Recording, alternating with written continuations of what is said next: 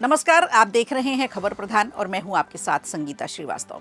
देखिए, उत्तर प्रदेश की राजनीति में एक बार फिर पारा हाई हो रहा है क्योंकि योगी के मंत्रिमंडल विस्तार की चर्चाओं ने इस समय जोर पकड़ रखा है।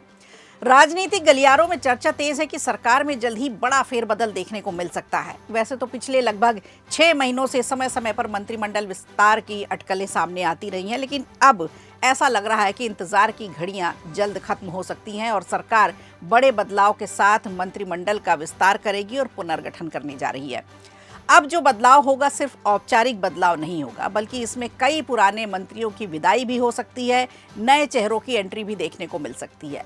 माना यह जा रहा है कि सरकार इस फेरबदल के जरिए आगामी राजनीतिक चुनौतियों को ध्यान में रखेगी और चुनावी समीकरणों को साधने की कोशिश भी करेगी। विशेष रूप से 2027 के होने वाले विधानसभा चुनाव को ध्यान में रखते हुए ये विस्तार काफी महत्वपूर्ण माना जाएगा। तो अब संगठन और सरकार के बीच किस तरह का समायोजन होगा जो 27 के चुनावों के नतीजों पर मजबूत असर डाल सकता है। राजनीतिक जानकारों की माने तो कुछ वरिष्ठ मंत्रियों को संगठन में भेजा जा सकता है, जबकि संगठन में कुछ सक्रिय नेता हैं, उनको सरकार में कोई बड़ी जिम्मेदारी दी जा सकती है, मंत्री पद दिया जा सकता है।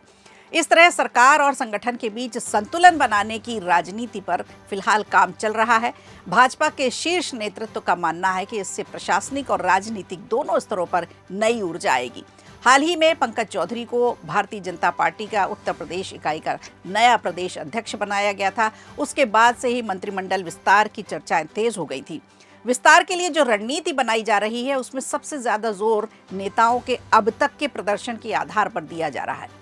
भाजपा के अंदरूनी सूत्र बताते हैं कि मंत्रिमंडल में शामिल कुछ मंत्रियों के कामों पर लगातार निगरानी रखी गई है, उनके प्रदर्शन की समीक्षा की गई है। उसके बाद ही कुछ निर्णय लिया जाएगा, फैसला दिया जाएगा।